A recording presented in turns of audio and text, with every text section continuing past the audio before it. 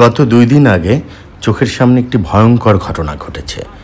জীবনে অনেকের কাছে শুনেছি মানুষ মানুষকে ক্ষতি করার জন্য ব্ল্যাক ম্যাজিক বা কালো জাদু করে থাকে, কিন্তু কখনোই তার চোখের সামনে দেখা হয়নি। গত 2 দিন আগে 30 গোডাউন নদীর পাড়ে প্রায় রাত 11টা নাগাদ চা খেতে গিয়ে হঠাৎ নদীর দিকে চোখ পড়তেই দেখি লাল একটি হাঁস, মানে লাল রঙের একটি হাঁস বারবার নদীতে মাথা ডুবাচ্ছে আর উঠাচ্ছে। দেখে মনে হচ্ছে হাঁসটির খুবই কষ্ট হচ্ছে। সাহস করে একটি ছেলে পানিতে নেমে হাঁসটিকে উঠিয়ে আনলো। এরপর যা দেখা গেল সেটি ভয়ঙ্কর।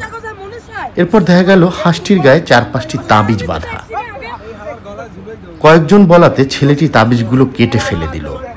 আবার তাবিজ কাটার আগে কেউ কেউ বলল রুকাইয়া করে তাবিজ না কাটলে হয়তোবা ক্ষতি হতে পারে। সে যাই হোক, সৃষ্টির সেরা জীব মানুষ মানুষকে ক্ষতি করার জন্য কত কিছুই না করতে পারে, কত আয়োজনই না করে একজন মানুষ আর একজন মানুষকে ক্ষতি করার জন্য। এই রোজার মাসেও কেউ কাউকে ছাড় দিতে চাচ্ছে না। আল্লাহ সবাইকে সঠিক জ্ঞান দান করুক, এই আবেদন রইল।